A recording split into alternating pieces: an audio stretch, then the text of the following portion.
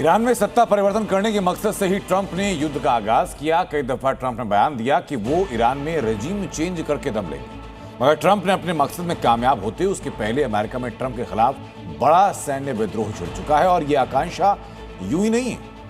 दरअसल बीती रात अमेरिकी नौसेना के सचिव ने इस्तीफा दिया। इसके पहले यूएस आर्मी के 3 जनरल बर्खास्त किए जा चुके हैं। एक रिपोर्ट में खुलासा यह भी कि 2 महीनों के अंदर 300 से ज्यादा सैन्य कमांडर रिजाइन दे चुके हैं या बर्खास्त कर दिए गए। बड़े पैमाने पर अमेरिकी सेना से अफसर हट रहे हैं या हटाए जा रहे हैं, लेकिन क्यों, दिखाते हैं। अमेरिकी नौसेना सचिव जॉन फेलन का इस्तीफा।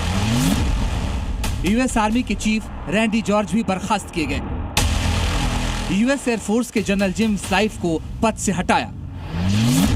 यूएस नेवी की टॉप अधिकारी एडमिरल लीसा फ्रेंचटी भी बर्खास्त। ये फहरिस्त काफी लंबी है, आंकड़ा 300 के पार तक जा पहुंचा है और दावा किया जा रहा है कि ट्रंप प्रशासन में सैन्य कमांडर और अधिकारियों के इस्तीफे अभी और आएंगे। ये उथल पुथल तब तक जारी रहेगी जब तक ईरान अमेरिका के बीच जंगी तनाव शांत न हो जाए। अमेरिका ईरान के बीच सीजफायर से लेकर शांति वार्ता तक पर सस्पेंस बरकरार है। आशंका जताई जा रही है कि अगर पीस टॉक का सेकेंड राउंड भी फेल रहा तो किसी भी वक्त खाड़ी में बाल भी भूचाल आ सकता है। मिडिल ईस्ट का कोना कोना दहल सकता है। लेकिन इसी बीच अमेरिका में जिस तरह सैन्य अधिकारी इस्तीफा दे रहे हैं, उसे देख ट्रंप प्रशासन और पेंटागन के पैरों तले जमीन खिसक गई है, क्योंकि एक रिपोर्ट के मुताबिक फरवरी 2025 के बाद अब तक करीब 300 सैन्य कमांडर इस्तीफा दे चुके हैं, जिनमें से ज्यादातर टॉप रैंक के अधिकारी हैं।